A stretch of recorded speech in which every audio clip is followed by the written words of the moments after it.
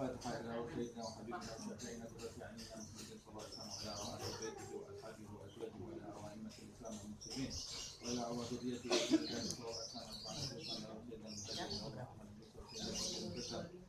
بن علي وعلى ثم إلى الجد ثاني وحبيب عبد الرحمن بن جعفر إلى الخير وفضل بن سالم أخي أجيب ثم إلى روح حبيب عمر بن عبد الرحمن وأصحاب الشيخ بن عبد الله ثم إلى حبيب عبد الله بن علي بن محمد أحد صالح حاج السيد المريد ثم إلى روح حبيب علي بن محمد الحبشي وإلى أرواح أولياء الله من مشارق الأرض إلى مغربها وكل مفردهم وإلى روح Bapak Gobet Sunarto bin Harjo Murtaman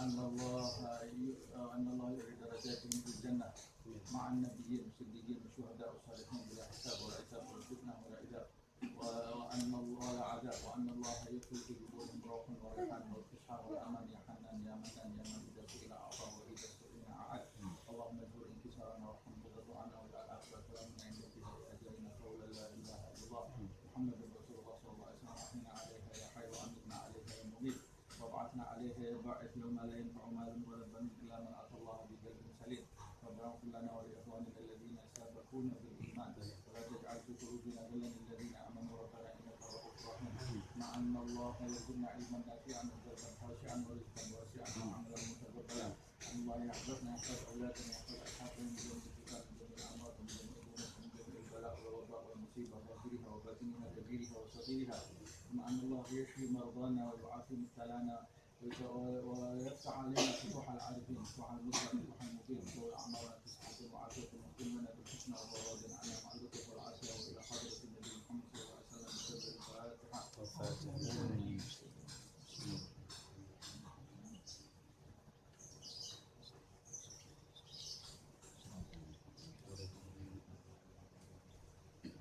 بسم الله الرحمن الرحيم الحمد لله رب العالمين ونتعلم التعليم والنفع والاندفاع والتذكر والتذكير والنفع والاندفاع والإفادة والاستفادة والحث على التمسك بكتاب الله وسنة رسول الله صلى الله عليه وسلم وابتغاء مرضاته وثوابه وقربه سبحانه وتعالى.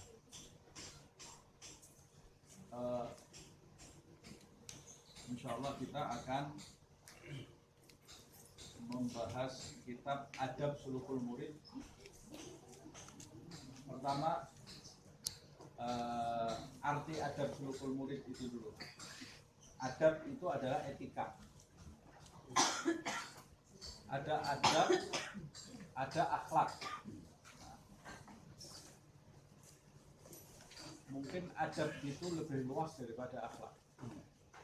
Sebab akhlak itu menjurus kepada karakter atau sifat-sifat atau tabiat.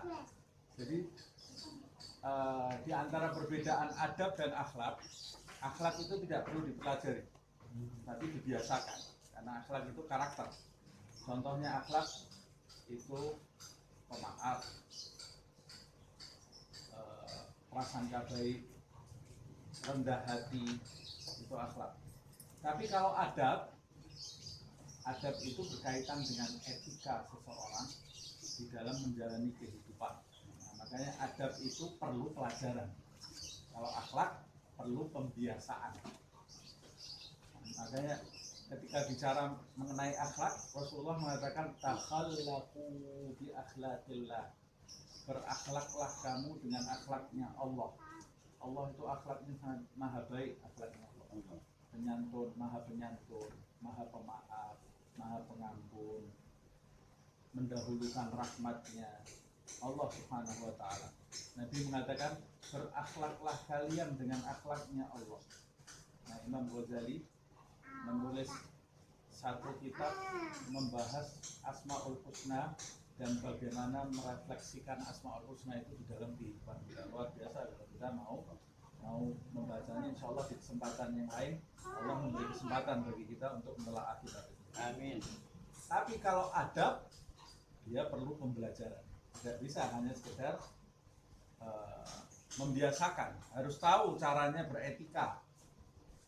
Etika kepada Allah itu seperti apa? Etika kepada di hadapan orang tua seperti apa? Harus belajar. Nah, setelah belajar baru membiasakan. etika di hadapan pasangan hidup, di hadapan tetangga, etika dalam menjalani kehidupan. Nah, makanya kalau akhlak, Allah Subhanahu wa Ta'ala telah membentuk akhlak Nabi itu menjadi pribadi yang mulia sejak beliau lahir. Tanpa perlu belajar lagi, beliau itu memiliki akhlak yang sangat mulia. Di dalam ayat Allah Subhanahu wa Ta'ala berfirman, wa innaka la'ala khuluqin azim. Sungguhnya engkau, hai Muhammad, berada di dalam budi pekerti yang mulia. Dia sudah berakhlak, lahir dalam kondisi berakhlak Rasulullah SAW. Dalam ayat yang lain, laqad ja'akum rasulun min anfusikum azizun 'alaihi ma antum harisun 'alaikum bil mu'minina rauf rahim. Akhlaknya Rasulullah SAW, belas kasih, penyayang. Fabima rahmatin minallah lintalahum. Rasulullah itu lemah lembut. Lemah lembutnya karena dicurahi rahmat oleh Allah Subhanahu wa Ta'ala. Lahir Nabi itu sudah menjadi pribadi yang lemah lembut, orang yang terpercaya, tidak pernah bohong. Itu Nabi Muhammad SAW. Tapi giliran adab, Rasulullah SAW mengatakan adabani rabbi. Adab harus belajar. Tidak bisa lahir beradab, tidak bisa, harus belajar adab. Adabani rabbi fa ahsana ta'dibi, kata Rasulullah. Tuhanlah yang mengajarkan kepada aku adab, etika. Nabi tidak belajar etika dari siapa-siapa. Tidak belajar etika dari bapaknya. Bapaknya wafat setelah Nabi masih di kandungan, bapaknya wafat. Kakeknya cuma berapa tahun saja. Pamannya sibuk ngurusi keluarga. Abu Thalib, keluarganya serba minim, gitu ya. Anaknya banyak lagi Abu Thalib. Jadi belajar adab dari siapa Rasulullah ini? Padahal dia lahir dalam keadaan yatim piatu. Tidak ada yang ngurus Nabi Muhammad SAW ini. Tapi tumbuh menjadi manusia paling beradab di muka bumi ini. Siapa yang mengajarkan? Adabani Rabbi. Tuhan mengajarkan adab kepadaku melalui wahyu, melalui bimbingan Allah Subhanahu wa Ta'ala. Makanya salah satu contohnya ketika Nabi Muhammad SAW wajahnya berubah saat Abdullah bin Ummi Maktum menyela-nyela pembicaraan Nabi. Padahal itu Nabi tidak salah sebetulnya ya.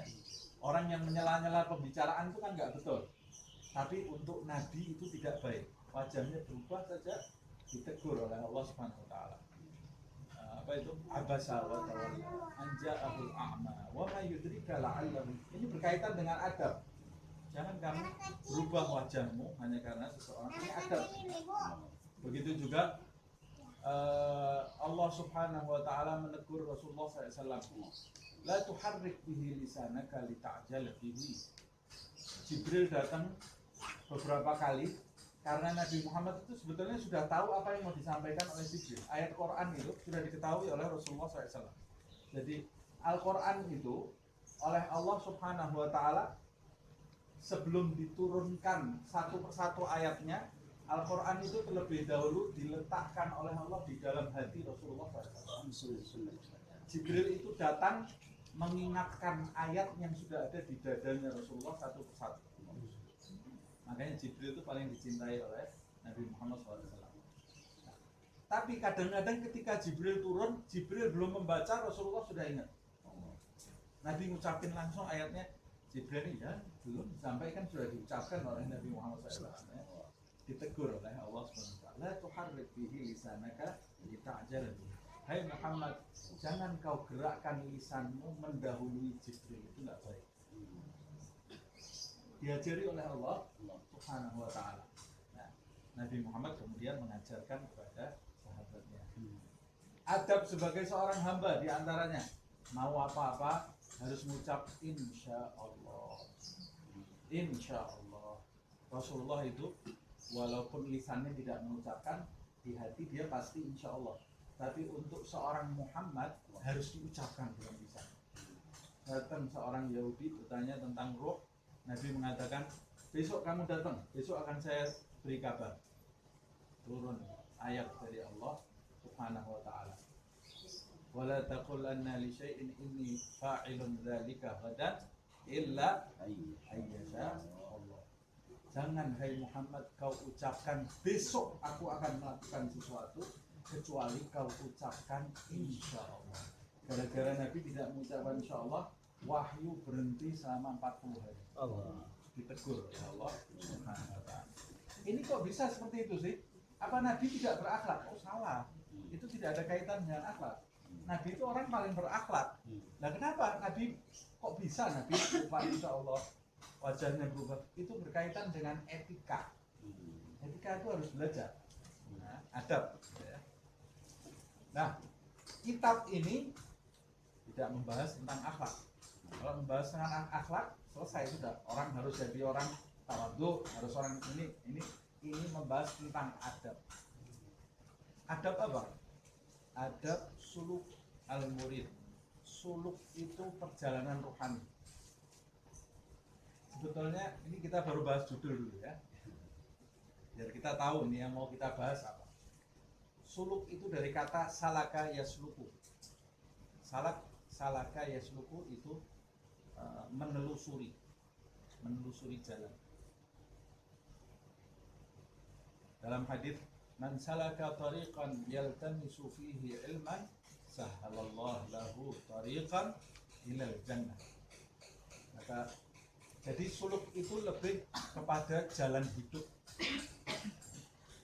Rasulullah SAW bersabda, siapa yang menempuh jalan hidup menuntut ilmu, dan hidupnya orang kan macam-macam.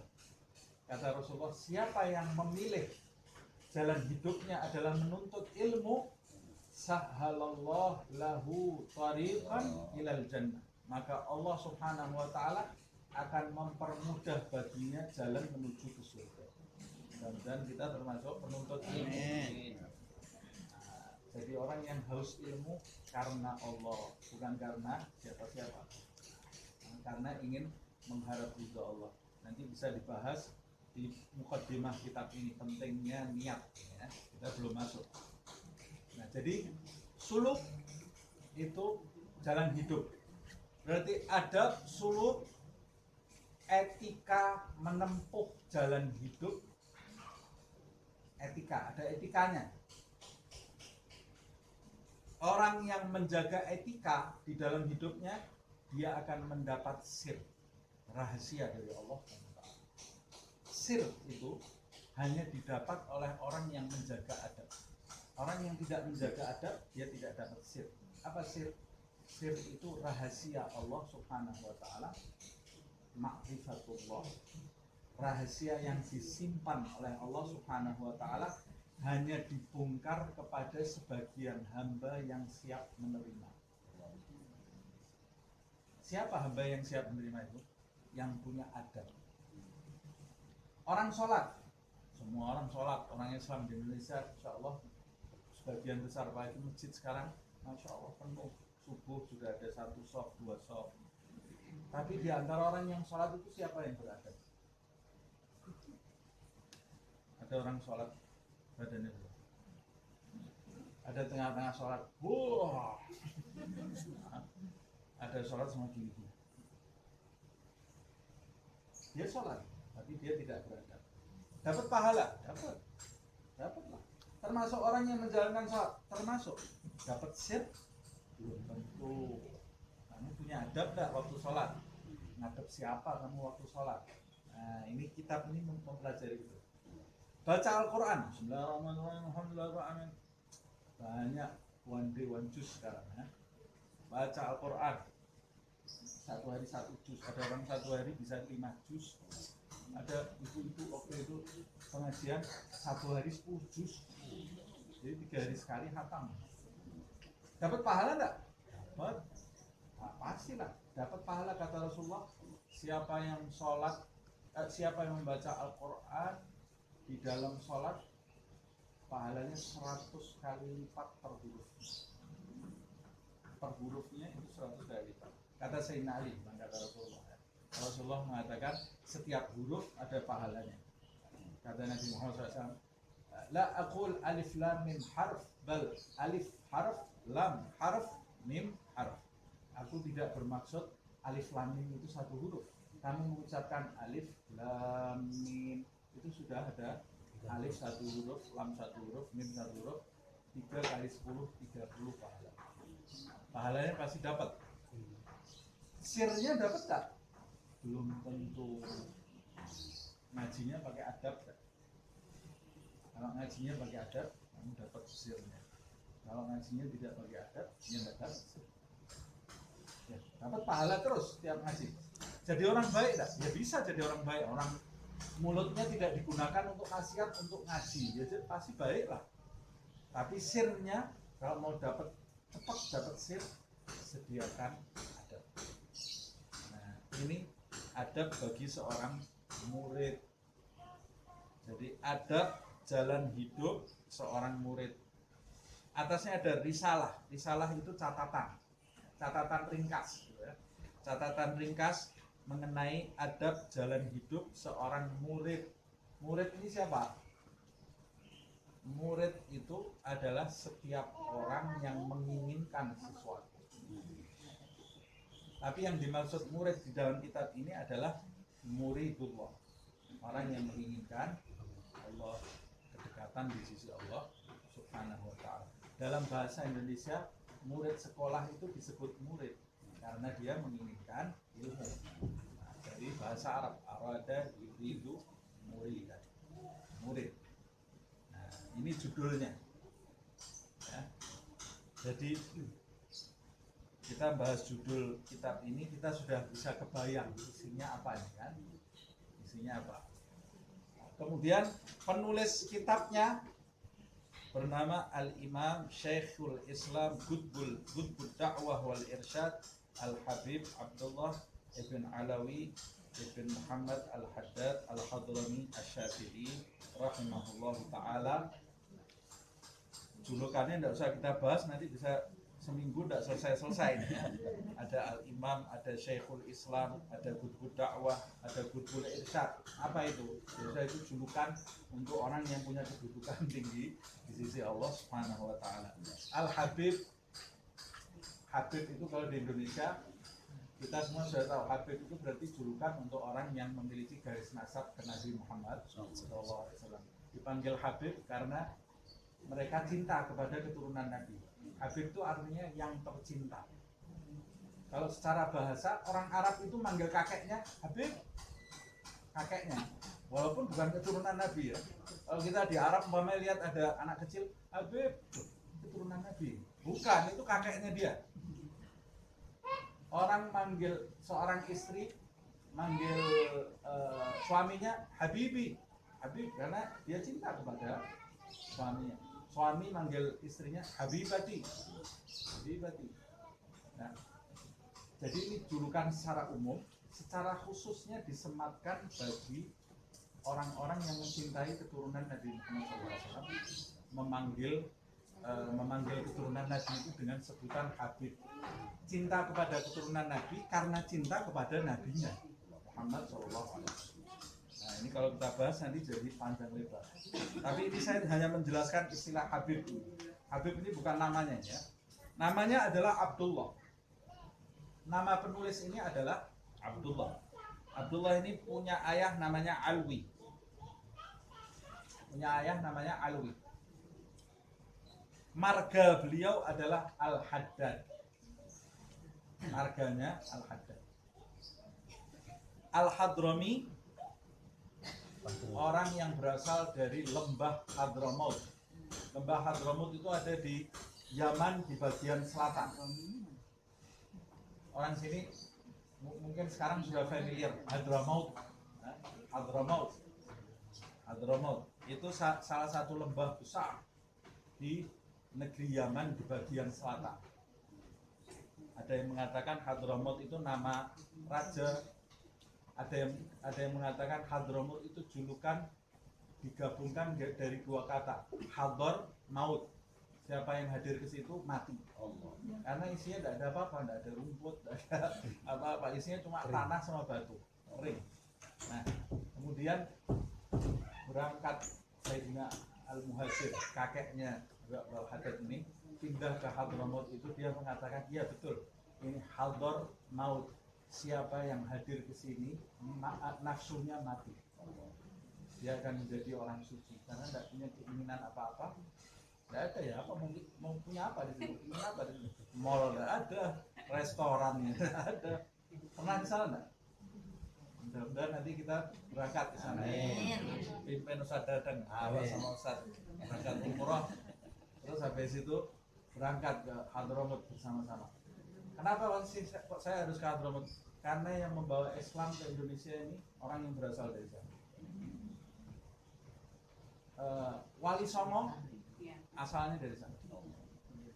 Dia keturunan dari silsilahnya nyambung sampai ke Sayyidina Ahmad Al-Muhajir, Ibn Isa, Ibn Muhammad Nagib, Ibn Ali Al-Uraidi, Ibn Ja'far Sadiq, Ibn Muhammadul Bakir bin Ali Zainal Abidin, Ibn Husain, Ibn Ali bin Abi Thalib, Ibn Fatimah Zahra binti Nabi Muhammad sallallahu alaihi wasallam. Silsilahnya nyambung ke situ. Nah, Asy-Syafi'i dia madhabnya Syafi'i. Jadi kalau mau tahu ini Islam di Indonesia ini dibawa oleh orang-orang dari Hadramaut. Di Indonesia ini mayoritas madhabnya apa? Syafi'i.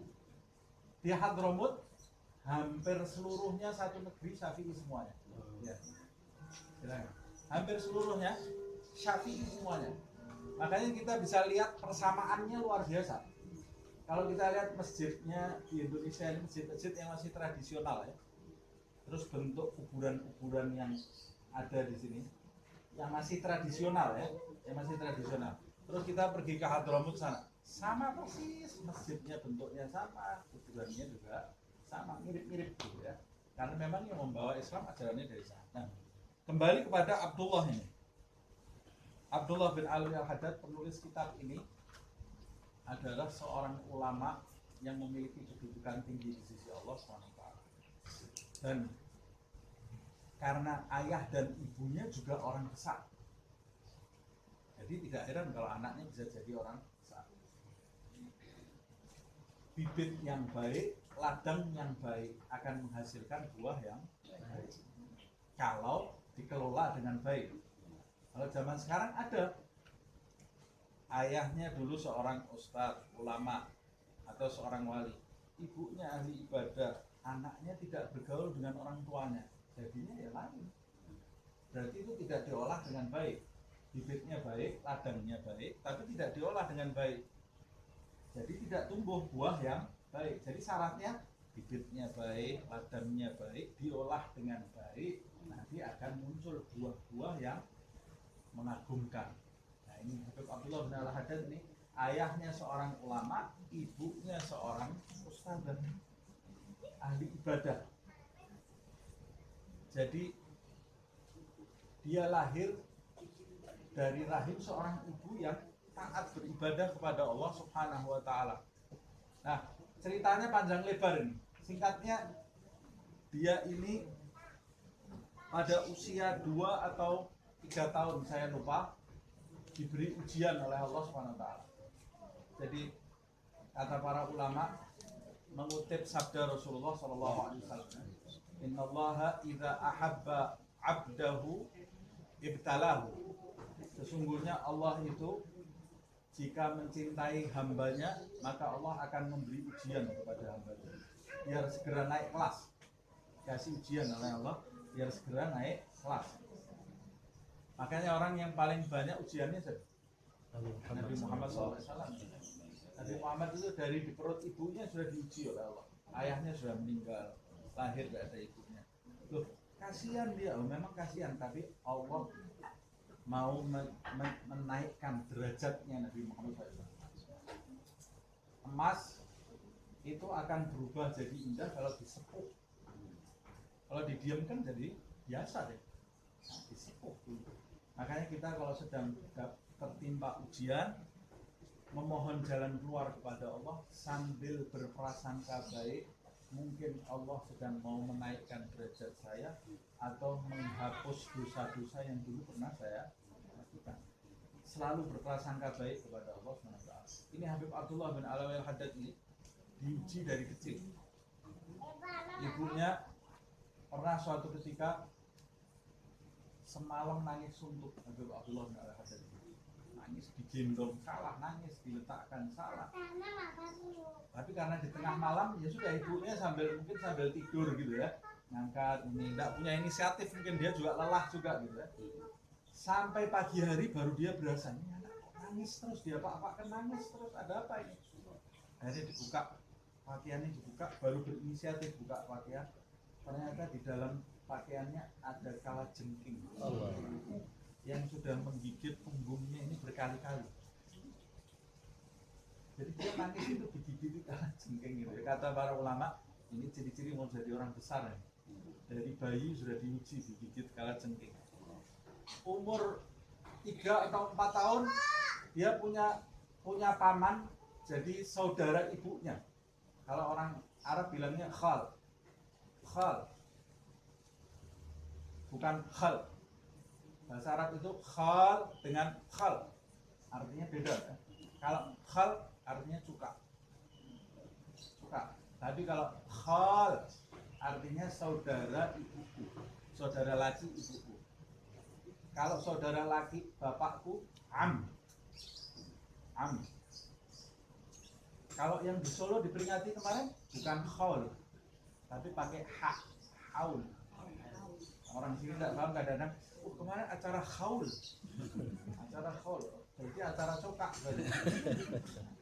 Haul itu artinya tahunan, terulang selama tahunan.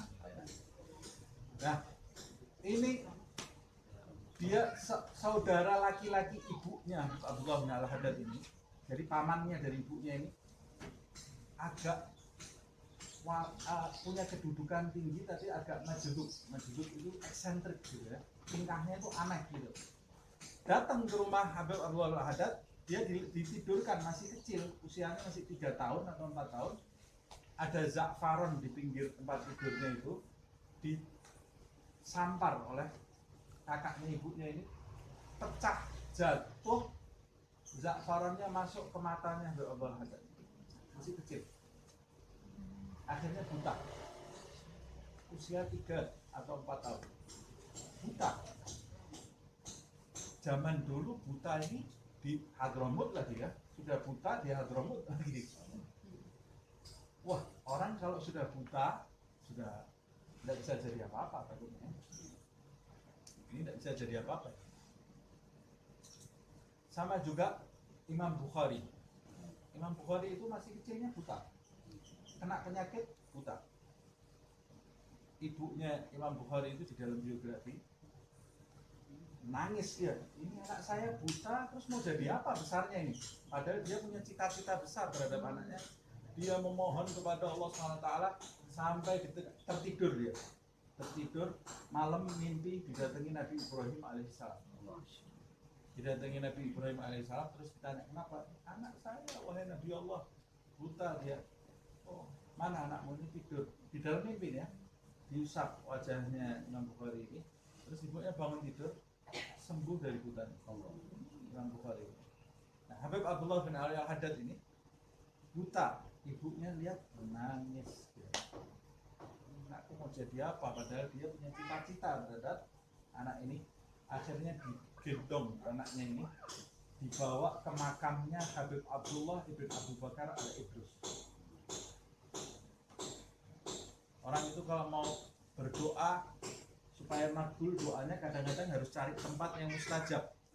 Tempat yang mustajab itu kadang-kadang di dekatnya wali-wali Allah Subhanahu wa Ta'ala, itu tempat mustajab. Loh, itu kan sudah mati. Nanti kalau saya bahas ini bisa seminggu tidak selesai. Wali itu dia tidak mati, ya, tidak mati walinya Allah Subhanahu wa Ta'ala. Orang yang mati syahid saja dia tidak mati. Wala tahsabannal ladzina qutilu fi sabilillah amwat bal ahya 'inda rabbihim yurzaqun. Dan kau sangka orang-orang yang mati dalam keadaan syahid itu amwat, kayak benda mati, sudah tidak ada apa-apanya. Bal ahya, bahkan dia hidup di sisi Allah, dapat rezeki khusus. Jadi dia lebih hidup dari kita. Nah, saya pernah membahas ini panjang lebar. Nah, dibawa sampai ke kuburannya Habib Abdullah bin Abu Bakar al-Idrus. Habib Abdullah bin Abu Bakar al-Idrus ini seorang wali besar juga di masa dulu. Sampai di sana dia pegang anaknya ini, terus dia berdoa kepada Allah SWT, ya Allah, anak ini buta, satu-satunya indera yang bisa mendukung dia untuk jadi orang ulama yang bisa mendekatkan diri kepadamu hilang, kau ambil ya Allah. Kalau dia besarnya jadi orang biasa, kalau mau kau cabut nyawanya sekarang saya ikhlas. Doanya agak maksa sedikit, agak maksa sedikit. Kau ambil sekarang nggak apa-apa saya. Tapi kalau kau mau panjangkan umurnya ya Allah, saya mohon panjangkan umurnya, jadikan dia orang pilihan. Lihat nih doanya ibu. Doanya ibu itu sangat pengaruh. Makanya ibu itu kalau bicara, walaupun sama marah, ngucap yang baik-baik. Jangan monyet, jadi monyet betul. Nah, monyet tuh jadi monyet betul lah. Kalau ngucap yang baik-baik. Pegel hatinya, marah hatinya seperti apa? Doa yang keluar. Jangan kata-kata yang tidak baik. Nah, ini dia angkat tangannya berdoa seperti itu. Subhanallah, panjang umurnya anak ini. Dan doanya dikabulkan oleh Allah SWT. Usia baru 9 tahun, 8 tahun, dia buta, tidak bisa bermain seperti anak-anak itu. Kerjaannya 7 tahun sudah hafal Al-Quran. Dalam kondisi matanya nggak ada Quran Braille, nggak ada Quran Braille zaman itu ya. Jadi dia menghafalnya gimana? Temannya membaca, dia mendengarkan. 9 tahun dia sudah melalap habis banyak kitab-kitab, hafal. Ibadahnya luar biasa, sampai neneknya dia ini kasihan, nak, kamu ini jangan menyiksa dirimu, kamu masih kecil, karena ibadahnya dia ini sudah melampaui orang-orang yang dewasa. Sampai singkat cerita, di usia belasan tahun dia menjadi orang-orang pilihan Allah Subhanahu wa Ta'ala, punya kedudukan tinggi di sisi Allah Subhanahu wa Ta'ala, dan dakwahnya menyebar kemana-mana. Kitab tulisan dia, tulisan murid-muridnya, jadi dia mendikte ya. Termasuk kitab ini dikte, jadi ditulis oleh murid-muridnya. Ada banyak sekali, diantaranya kitab ini Adab Sulukul Murid. Masih ada beberapa kitab lagi, banyak sekali kitab dia, dan diterjemahkan ke berbagai bahasa, diantaranya bahasa Indonesia. Dia juga punya zikir-zikir yang dirangkum oleh Habib Abdullah bin Al-Haddad, diantaranya Wirdul Latif yang dibaca setiap pagi dan sore. Wirdul Latif itu bagus sekali kalau kita baca Wirdul Latif itu. Isinya doa-doa dan zikir-zikir yang punya sanad sampai ke Rasulullah SAW, yang kalau kita baca bisa mendatangkan manfaat lahir batin dunia akhirat. Kemudian yang setiap orang Indonesia pasti kenal, Ratipan. Itu yang nulis ini Habib Abdullah bin Alawi dan Muhammad Al-Haddad, Ratib Al-Haddad. Ustaz Dadang biasanya suka mimpin Ratib Al-Haddad ya. Ada Ratib Al-Atos, ada Ratib Al-Haddad. Ratib Al-Atos ini gurunya Habib Abdullah Al-Haddad. Ada yang bilang yang pertama kali menulis Ratib Habib Abdullah Al-Haddad. Tapi karena tempatnya berbeda, Habib Abdurrahman gurunya dia, Habib Umar juga nulis Ratib. Kemudian dapat kabar, murid kamu Al-Haddad itu juga nulis Ratib. Oh, kalau saya tahu saya nggak nulis Ratib. Sudah cukup, karena orang dulu nggak mau saingan, nggak ada wali saingan. Kemudian nulis Ratib, saya juga nulis Ratib, bukan wali itu namanya. Wali itu kalau sudah ada yang satu memunculkan ya sudah. Yang penting manfaat, yang lain mendoakan supaya manfaat. Nah, dia tumbuh jadi orang berilmu. Di antara ucapannya, tidaklah kitab di belahan timur bumi dan di belahan timur barat kecuali semuanya sudah aku lalap habis. Padahal dia buta. Sudah aku baca semuanya, dan aku tidak mendapatkan kitab yang sehebat kitab Ihya Ulumuddin karya Imam Ghazali. Ini ucapan beliau ya. Di usia kalau nggak salah 80 tahun, nanti dicek lagi, beliau meninggal bulannya apa nanti ada, saya mau buka nanti kelamaan nanti ya. Mencapai kedudukan tinggi di sisi Allah. 90 tahun mendekati 90 tahun ya, 80 sekian berarti ya. uh, dia dalam keadaan seluruh sunnah Nabi Muhammad SAW sudah dia praktekkan di dalam hidupnya. Di akhir umurnya rambutnya panjang, nggak mau dicukur. Biasanya botak terus rambutnya. Akhir umurnya rambutnya sampai di telinga. Anaknya mau potong rambutnya, jangan dipotong. Mau potong rambut, jangan dipotong. Kata anaknya, biasanya kamu ini senangnya botak, kok ini nggak mau dipotong, kenapa? Saya ini sudah hampir seluruh sunnah Nabi Muhammad SAW kira-kira sudah saya laksanakan, kecuali hanya satu sunnah ini. Rasulullah dulu rambutnya pernah sampai ke daun telinga. Saya panjangkan rambut saya karena saya ingin mencontoh Nabi Muhammad SAW. Di dalam riwayat rambutnya Nabi itu bainal jumlati wal wafrah, sampai di daun telinga ini. Jadi panjangnya ini sebelah ke samping rambutnya Rasulullah ini, sebelah ke samping ini. Kalau dia nunduk, rambutnya ke depan menutupi wajahnya. Kalau dia berdiri, kembali lagi di samping sampai di daun telinga. Dalam riwayat seperti itu. Nah, inilah penulis buku ini. Nah, kalau mau tahu sejarahnya lebih dalam, di terjemahannya itu ada nggak? Itu di terjemahannya ada, dibaca ya. Nah, kita sekarang masuk ke mukaddimah kitabnya.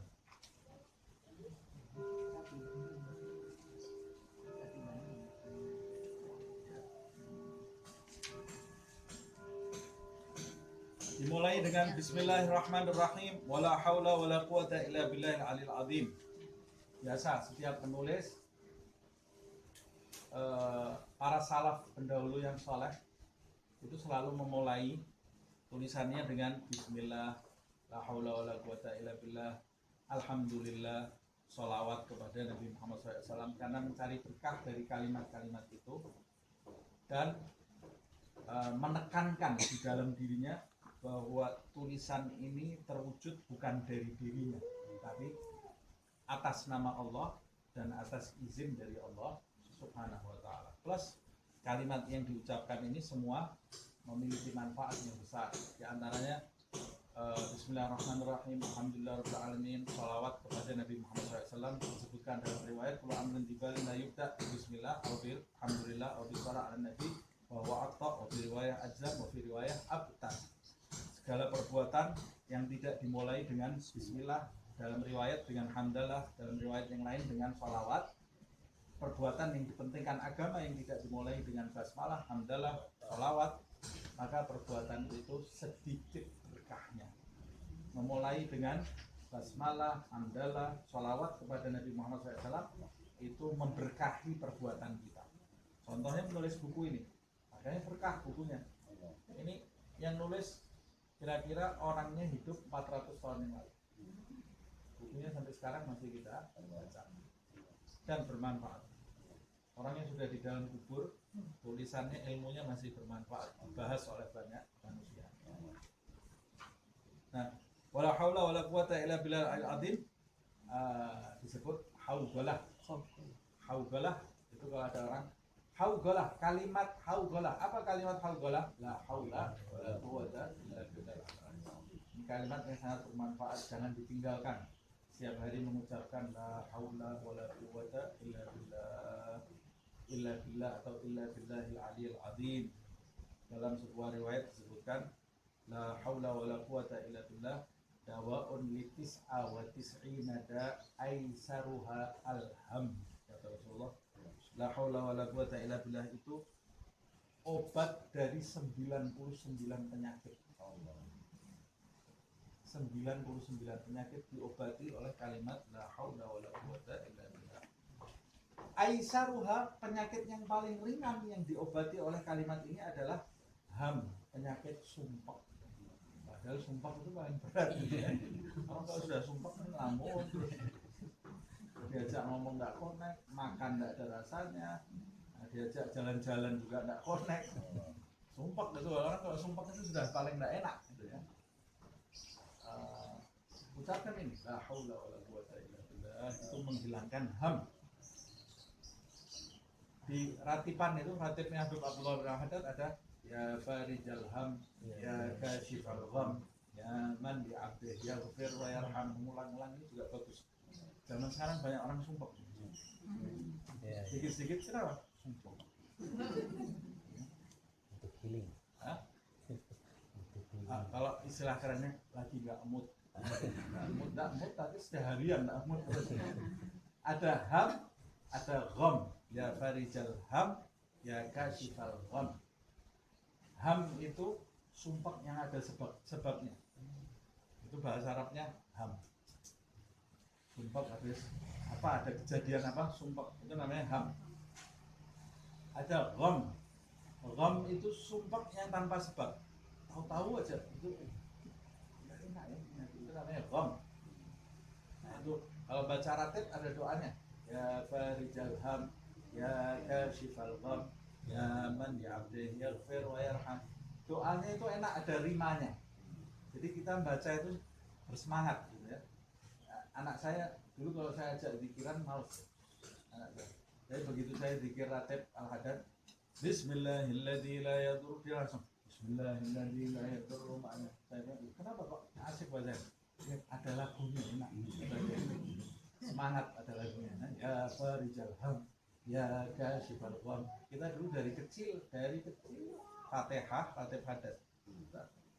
Karena kita main-main, ayah ibu kita yang baca gitu. Bismillahilladzi la yadurru ma'asmihi syai'un fil ardi wala fis sama' wa huwas sami'ul alim. Enggak usah diajak, kita baca aja.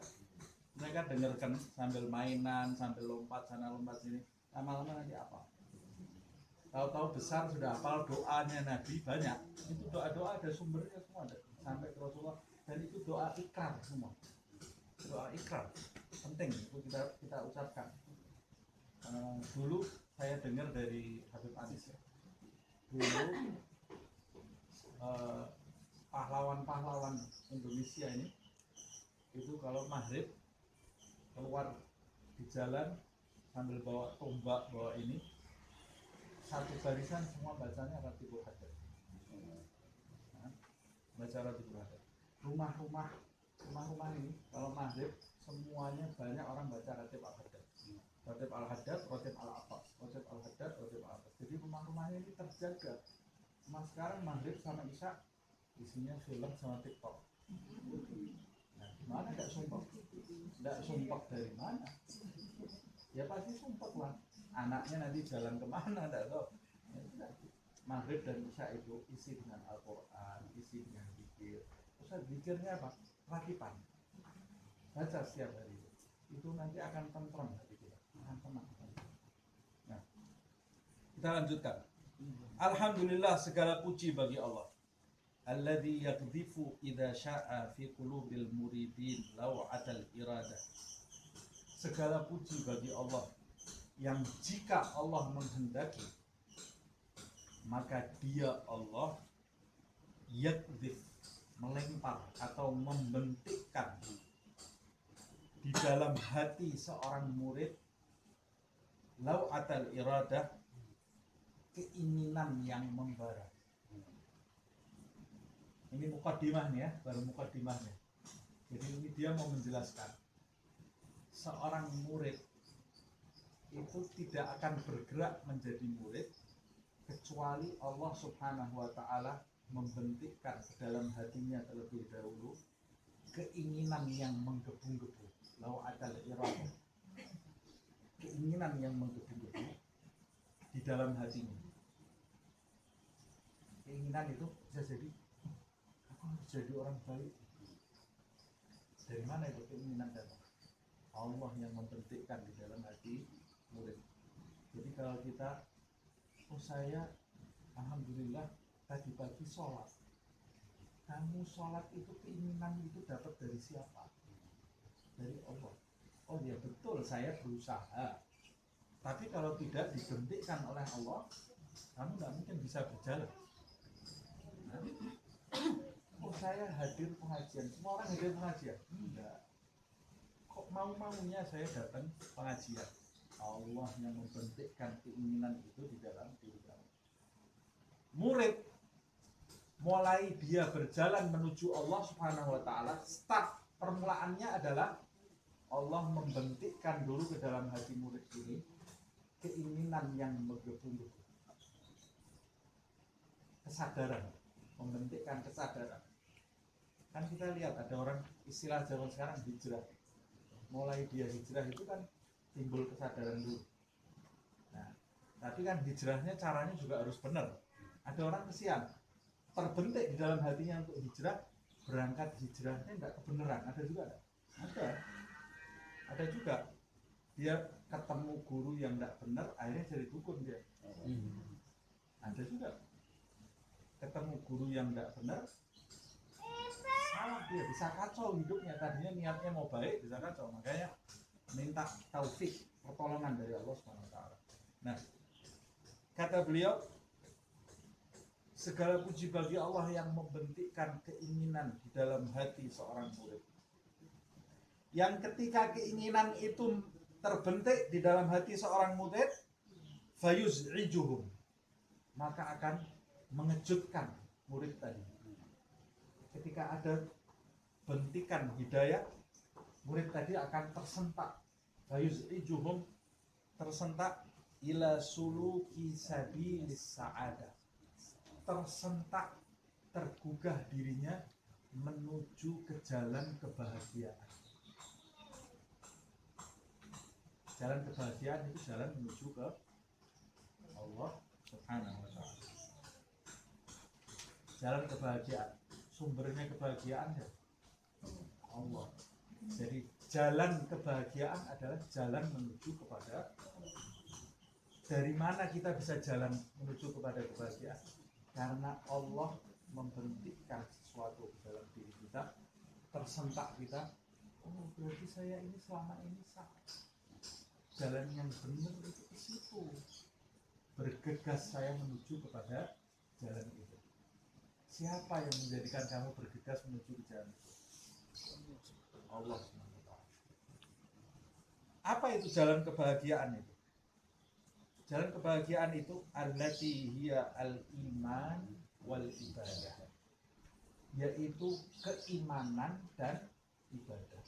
Jadi ciri-cirinya orang yang dapat petunjuk dari Allah itu dia menuju kepada jalan kebahagiaan. Apa jalan kebahagiaan? Jalan kebahagiaan itu jangan kita lihat mana ya jalan kebahagiaan di Google Maps, tidak ada.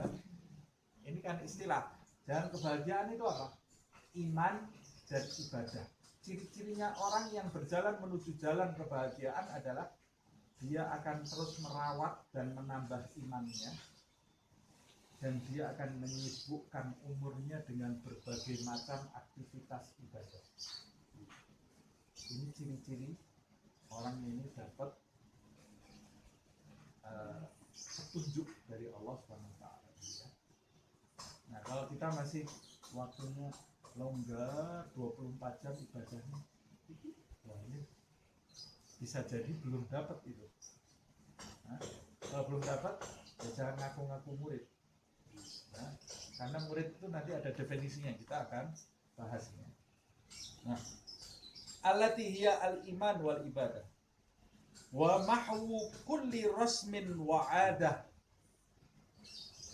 Jalan kebahagiaan itu jalan iman dan ibadah, dan menghapus segala bentuk tampilan dan kebiasaan buruk, adat kebiasaan yang buruk.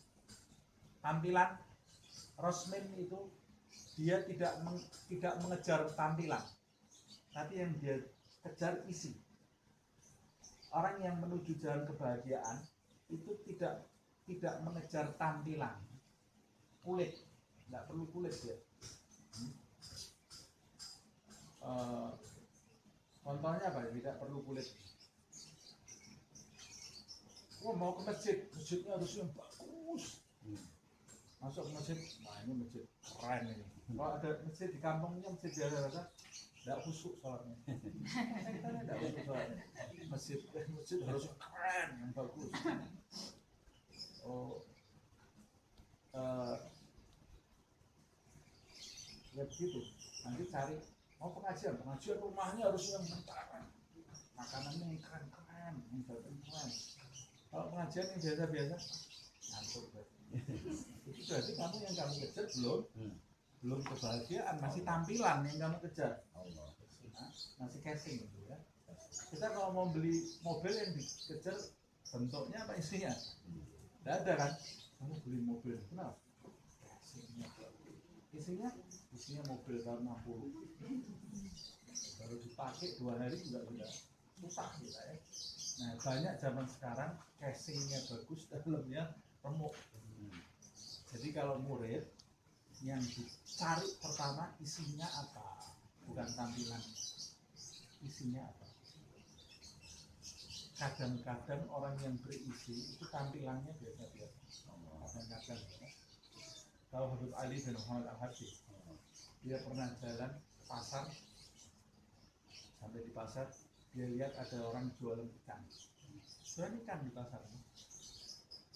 Itu dia lihat firasat dia ini, orang kalau soleh itu firasatnya bagus. Dia lihat ini bukan orang biasa-biasa. Orang jual ikan di pasar.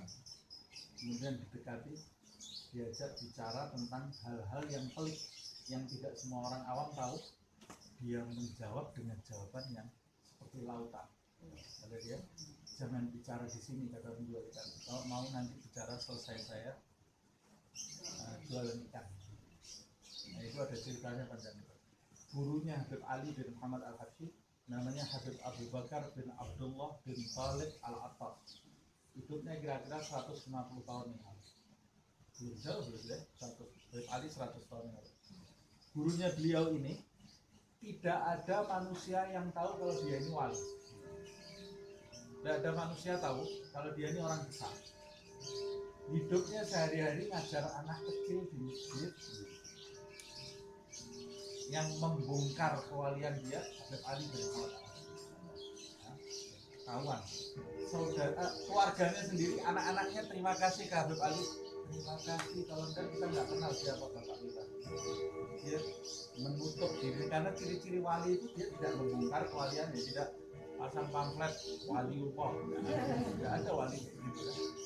Nah, dia pasti akan menyebut dirinya ini orang jahat, sebab di antara syarat kewalian itu saunul asrar, menyimpan rahasia antara dia dengan Allah. Kalau dia bongkar ada hukumannya. Nah, wa'adah, rosmin itu tadi tampilan casing ya.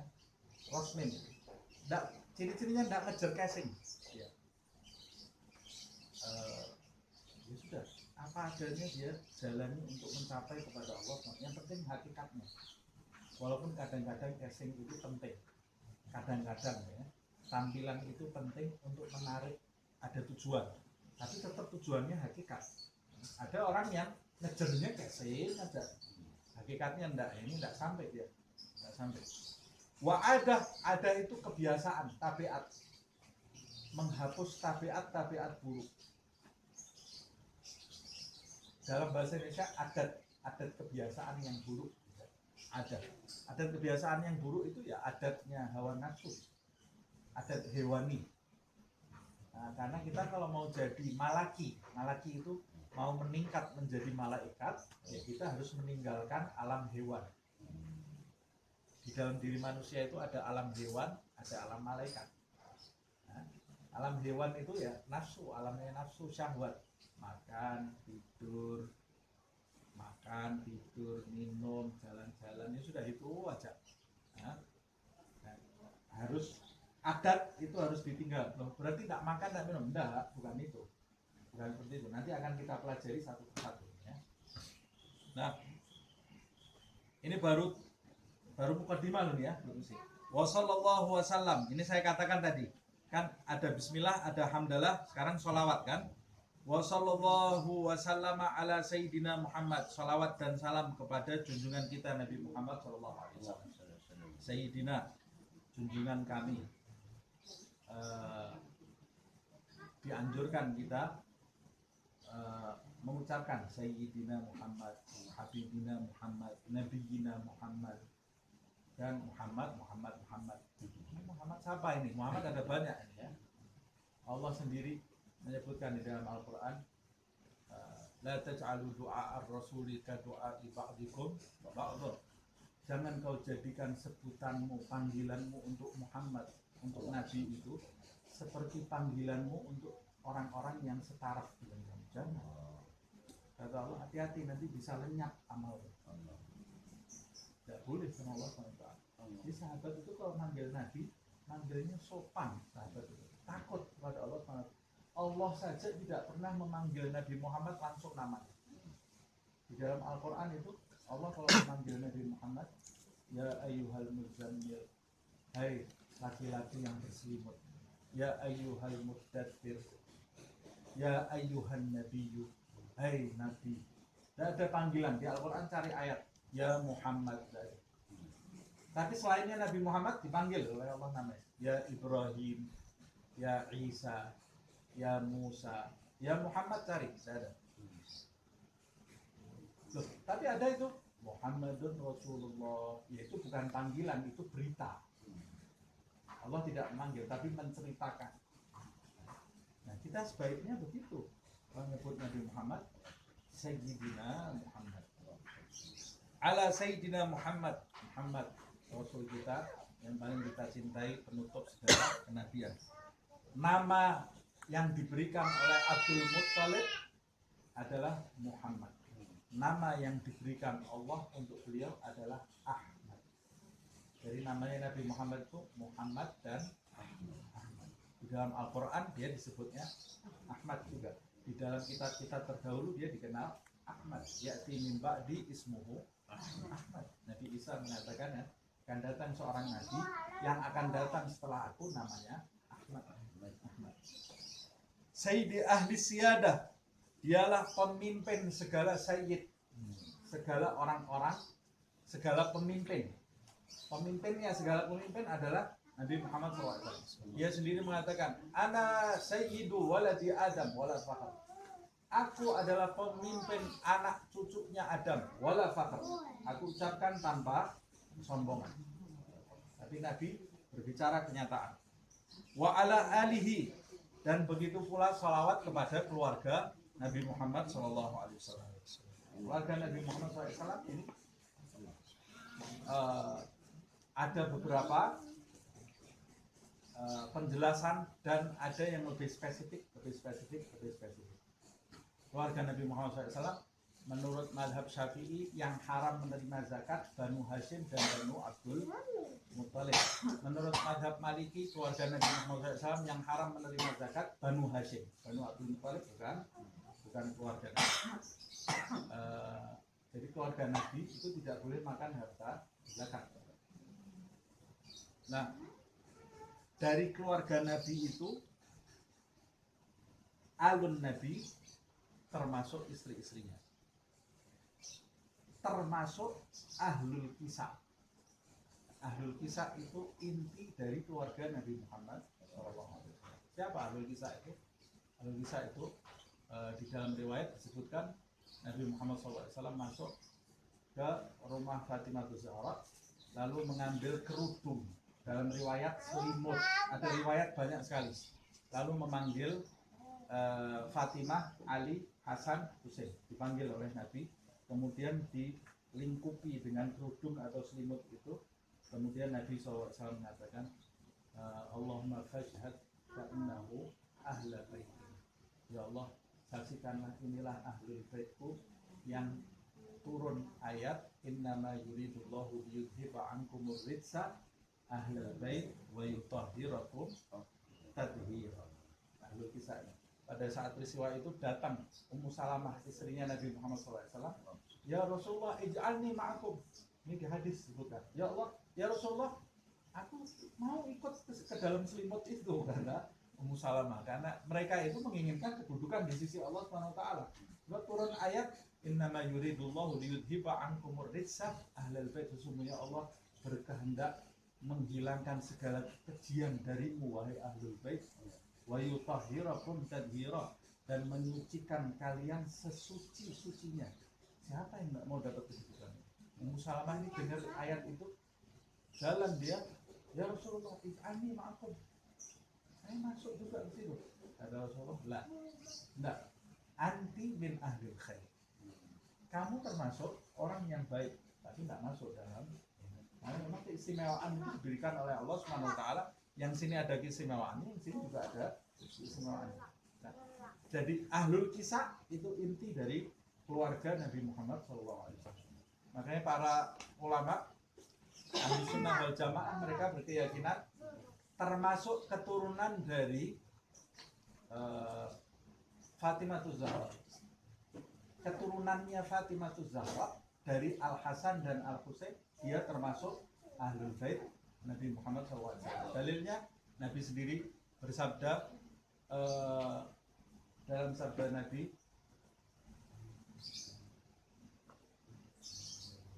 lupa saya, bukan,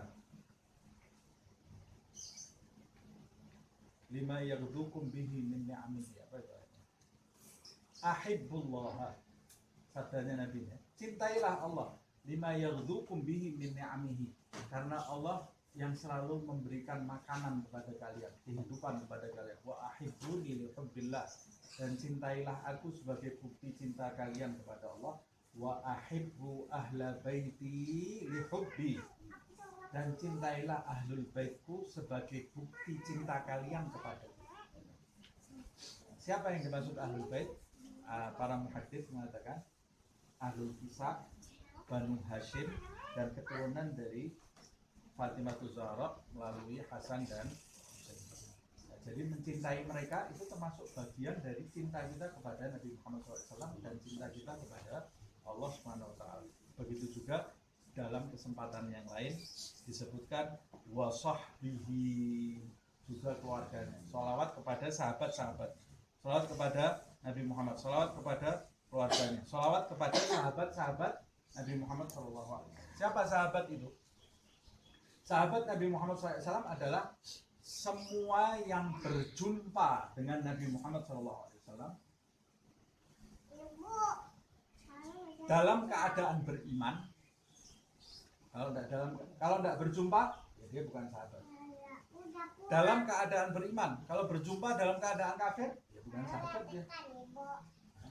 Dalam keadaan beriman, semua yang berjumpa dengan Nabi Muhammad SAW dalam keadaan beriman di alam dunia.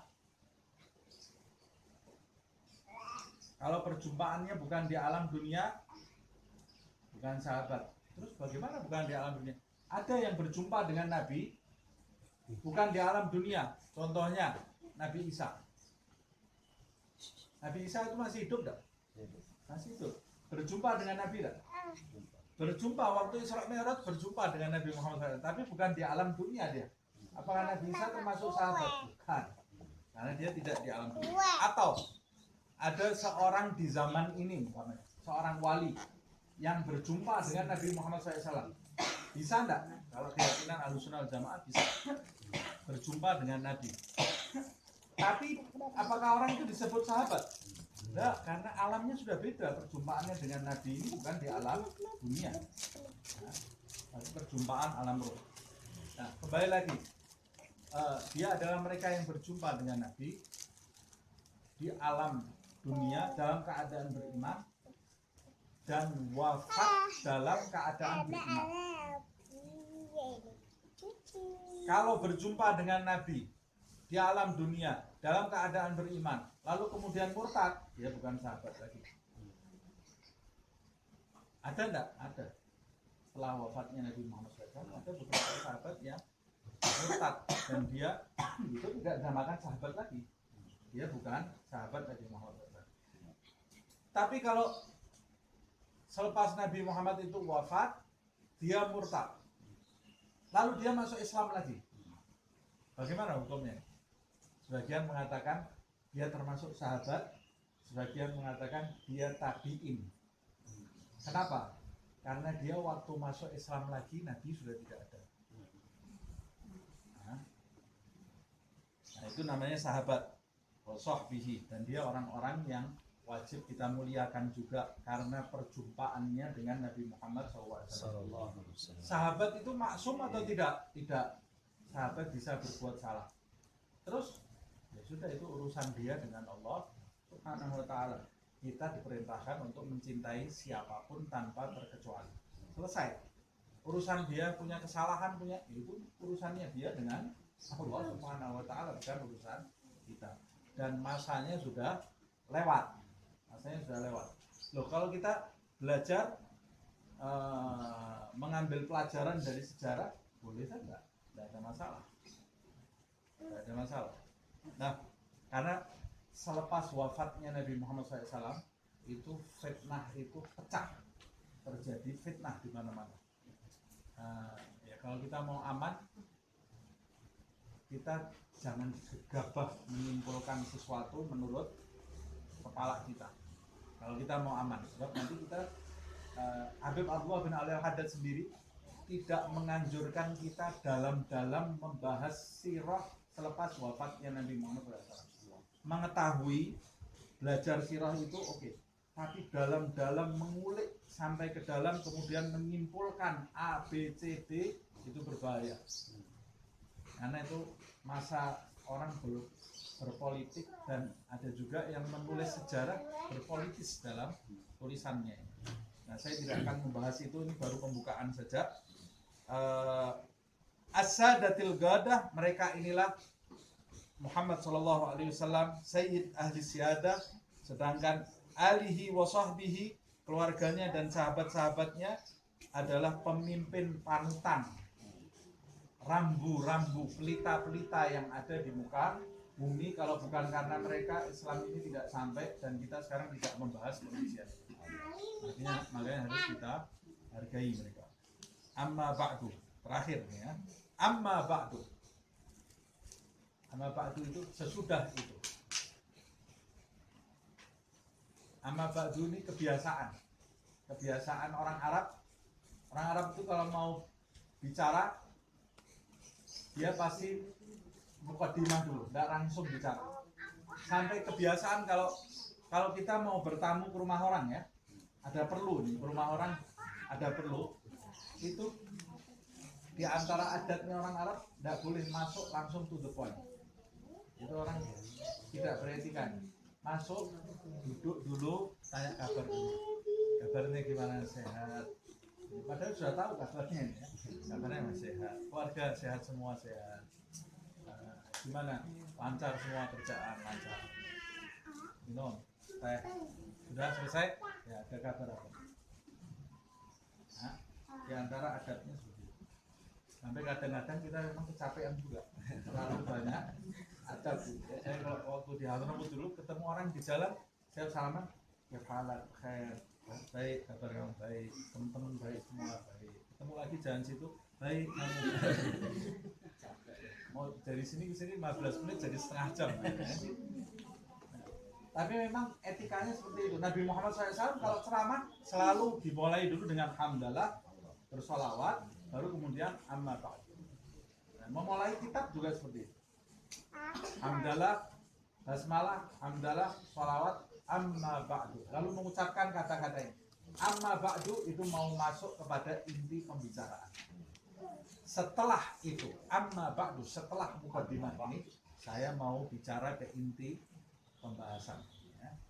Dalam riwayat disebutkan orang yang pertama kali mengucapkan amma ba'du adalah Nabi Daud alaihissalam. Dalam tafsir disebutkan seperti itu. Dalam Al-Quran disebutkan wa'allamnahu faslal khitab, dan kami mengajarkan kepada Daud itu faslal khitab, pemisah dalam seruan. Ketika dia berbicara ada pemisahnya antara mukaddimah mau masuk ke inti. Nah, ada ahli tafsir yang mengatakan apa itu faslal khitab, amma ba'du. Wallahu a'lam bishawab. Amma ba'dunya minggu depan. Ini sudah lewat jamnya. Mana ya, boleh ya, Bu? Boleh. Yang terakhir mau nanya, berarti Nabi Muhammad itu bersalawat juga terhadap dirinya? Bersalawat kepada dirinya. Kepada dirinya. Ya, karena diperintah oleh Allah. Yang diperintah oleh Allah siapa? Ya ayyuhalladzina amanu. Nabi Muhammad termasuk beriman. Ya, sallu alaihi, sallu ala Muhammad. Bahkan kata Imam Nawawi Al-Bantani di kitabnya Kasimatus Saja, dia mengatakan Allah mengutus Nabi Muhammad SAW rahmatan lil alamin. Wa ma arsalnaka illa rahmatan lil alamin. Tidak aku utus engkau hai Muhammad kecuali sebagai rahmat untuk alam semesta ini.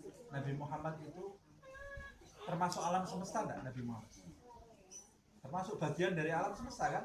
Jadi dia diutus juga sebagai rahmat untuk dirinya sendiri. Nggak bisa jadi dia asal. Allahumma sholli ala Muhammad. Muhammad, Iya. itu dia. Oh, mana aku. Terus J Allah. Bukan alaya gitu. Allahumma, jadi tetap gitu ya Bib bacanya dia. Allahumma sholli ala. Terus yang itu yang tadi yang wali ya Bib. Bagaimana Allah mengangkat seorang wali? Apakah yang diangkat itu tahu? Dia adalah diangkat Allah menjadi wali. Terus mengapa kita nggak memanggil Nabi Muhammad itu seperti nama yang diberikan oleh Allah Ahmad? Yang kedua dulu saya jawab, karena nama yang di dunia ini, namanya yang diberi oleh orang tuanya Abdul Muthalib adalah Muhammad, dan itu nama yang dikenal di sini. Oh gitu. Jadi, Kita mau menyebut Ahmad juga tidak ada masalah. Allahumma sholli ala Sayyidina Ahmad wa ala ali Sayyidina Ahmad. Tapi itu kan tidak wajar, tidak umum. Karena Nabi Muhammad waktu ditanya, kaifa nusalli alaika ya Rasulullah? Qul Allahumma sholli ala Muhammad. Nabi Muhammad sendiri mengatakan sebut namanya yang Muhammad. oh jadi Allah udah mengakui gitu. Berarti ya pemberian nama dari kakeknya itu. Iya. Kan kakeknya juga tidak memberi nama itu kecuali atas ilham dari Allah.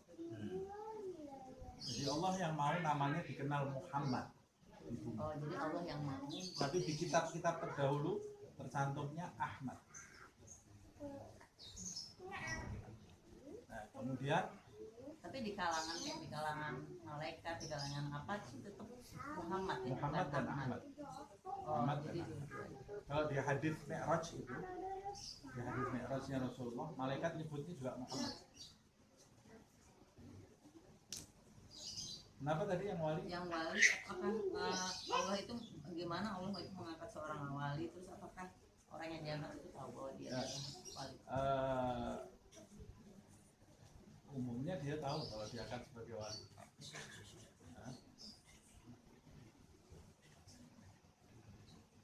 Maksudnya dia diilhami gitu atau misalnya Ya, kayak nabi kan dikasih tahu bahwa dia adalah nabi gitu kan diangkat jadi. Kalau wali itu apakah juga? pada umumnya dia tahu kalau dirinya wali, tapi yang tidak tahu ada juga. Maksudnya itu dikasih tahu lewat Jibril kah, lewat apa kan? Enggak. Ya kalau saya cerita di sini nanti dipikir cerita wayang nanti. Bahwa ada orang-orang yang dipilih oleh Allah menjadi wali. Tahu tidak dia dipilih jadi wali? Umumnya tahu, tapi yang tidak tahu ada. Nanti tahunya setelah mati dia. Ya sudah hikmahnya Allah Subhanahu wa taala. Enggak, maksud saya apakah seperti nabi gitu, bahwa nabi kan bahwa Jibril kan datang gitu. Seperti itu. Wali itu ada yang keramatnya muncul, terlihat, ada yang enggak. Karena kan wali juga macam-macam ya, Bib. Ada yang kayak wali apa tuh? Mahdud. Hah? Ya saya pernah yang wali apa yang dari Banten itu loh yang aneh gitu, tapi dia dikatain Majidub. Majidub. Nah, itu lain lagi. Itu juga dikatain wali. Makanya saya tuh pengen tahu apakah dia itu Jadi ada begini. perkataan gitu yang mengatakan bahwa Nggak entah bisa. itu dari Jibril, entah itu Kita dari apa. pertama kita tidak bisa tahu orang ini wali atau tidak tahu. Tahunya dari apa? Dari prasangka baik. Dari mana kita bisa menyimpulkan orang ini wali atau tidak? Dari tingkah lakunya yang istiqomah, bukan dari keramatnya. Kecuali kalau ada orang istiqomah, kita tahu dia berkedudukan, kemudian orang yang istiqomah berkedudukan ini ngasih tahu kita, ini juga wali loh. Nah, kita baru tahu, oh ini katanya dia ini wali. Ternyata yang kita lihat ini orangnya majnun, tingkahnya tidak seperti wali. Tapi yang wali ini bilang dia ini wali. Salah satu contohnya, Uwais Al-Qarni. Siapa yang tahu dia itu kekasih Allah? Nggak tahu, tingkahnya seperti majnun. Hidupnya sama kambing, sama mengembala kambing. Kata Rasulullah, kalau Uwais itu berdiri di depan pintu rumah kamu, kamu usir. Nah, makannya aja dari keranjang sama. Masya Allah. Uwais ini ngambil serpihan roti, kata Abdul Haddad di kitab Da'watul Tamah itu, serpihan roti ini diambil, dia tiup, dibagi jadi dua, yang separuh disedekahkan, yang separuh lagi dia makan sambil dia mengucapkan, ya Allah, jangan kau siksa aku kalau aku waktu makan roti ini ada makhlukmu yang telah mati. Tapi kata Nabi Muhammad, nanti Uwais itu di hari kebangkitan akan memberi syafaat dua kabilah terbesar, sejumlah dua kabilah terbesar di Arab. Tahunya dari mana sahabat? Ali dan Umar tahu dari mana Uwais itu wali? Dari Nabi Muhammad SAW. Tapi kalau kita mau tahu gimana? Dari keistiqomahan. Istiqomah mulutnya berbicara yang baik, istiqomah akhlaknya, istiqomah kesantunannya, istiqomah melaksanakan sunnah. Caranya kita tahu dari mana ya? Kita harus perhatikan dia tidak 1 hari 2 hari, sampai berhari-hari kita perhatikan. Ada yang bilang sampai 40 hari kami ikuti dia. Kami ikuti dia. Kalau betul-betul dia ini lurus tidak berubah, selama kamu ikuti, wah ini ciri-ciri wali. Tapi kalau baru 2 jam dia sudah bicara gunjing orang, wah nggak ada wali. Wali gunjing orang nggak ada, nggak bisa jadi panutan ya.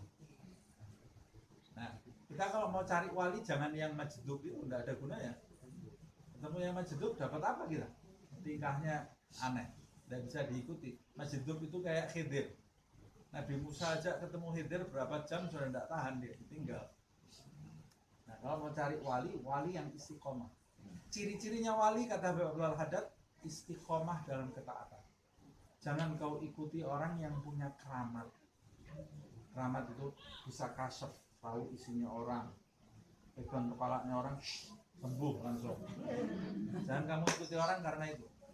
Jangan kamu ikuti orang yang jalan di atas air, terbang, bisa terbang. Jangan kamu ikuti, karena itu bisa dijalani juga oleh iblis.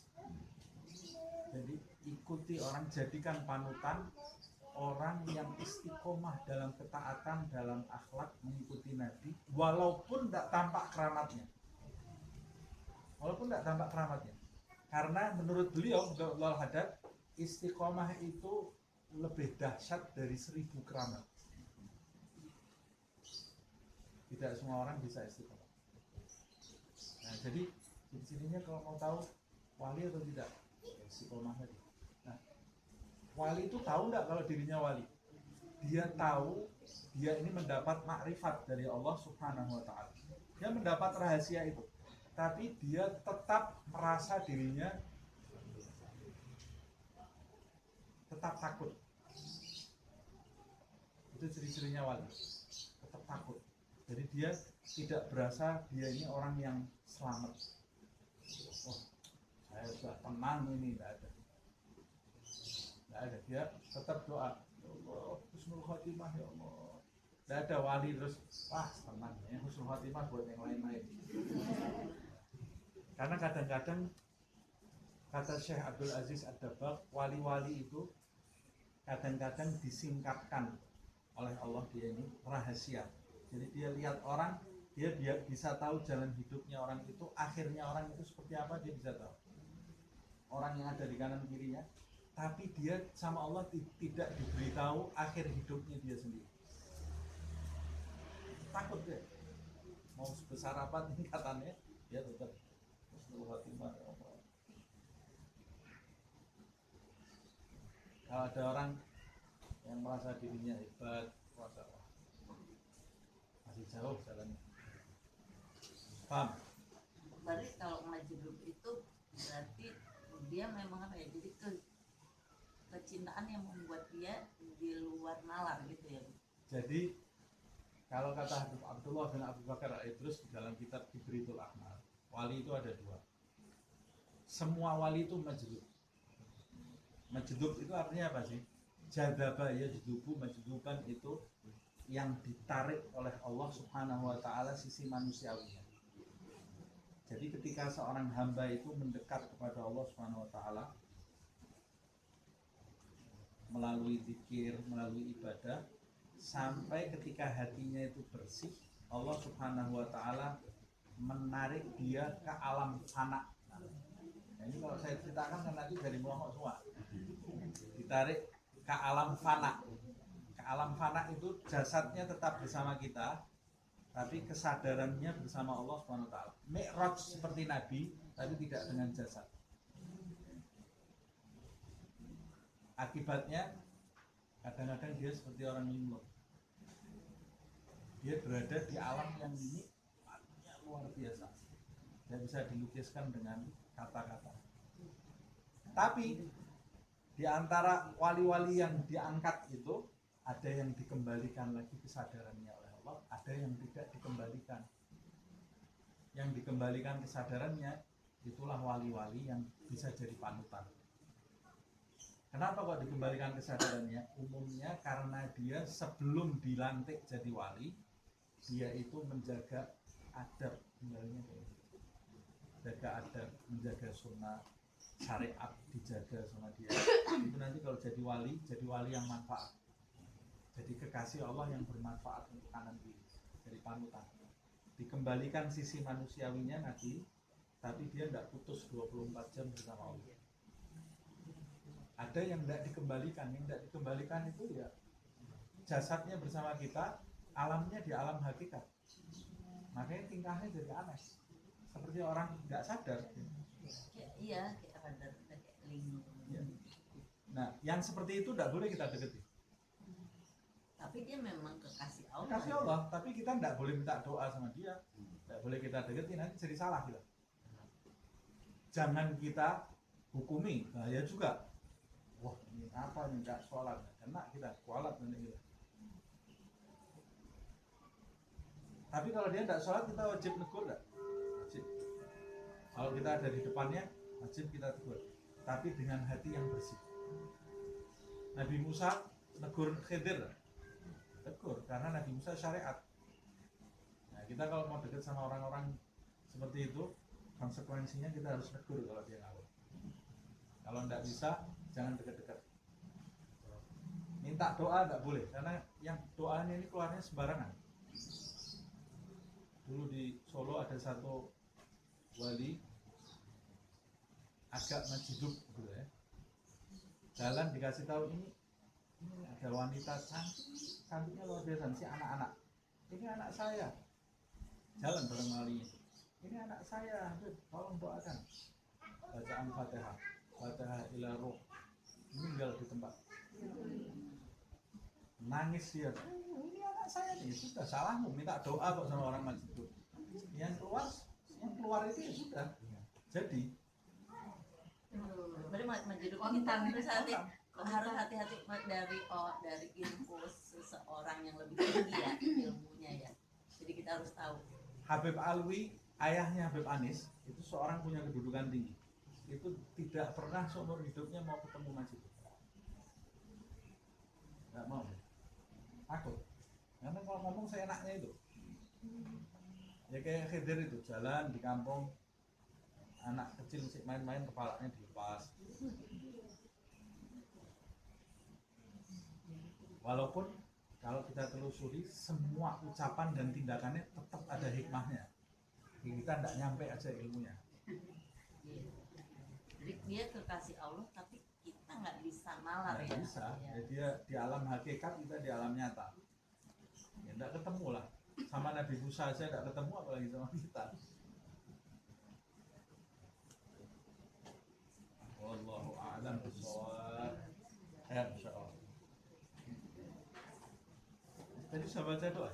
Belum. Ya Rabbana ta'arafna bi annana ta'arafna wa annana asrafna ala ladha ashrafna fatub alaina tauba taghsil li kulli hawba wastur lana al-awrati wa amin ar-rawati waghfir li walidina rabbi wa mauludina wal ahli wal ikhwani وسائر الخلان وكل ذي محبة أو جيرة أو صحبة والمسلمين أجمع آمين ربي اسمع فضلا وجودا منا لا لكساب منا بالمصطفى الرسول نرضى بكل سول بالمصطفى الرسول نرضى بكل سول بالمصطفى الرسول نرضى بكل سول صلى وسلم ربي عليه عد الحب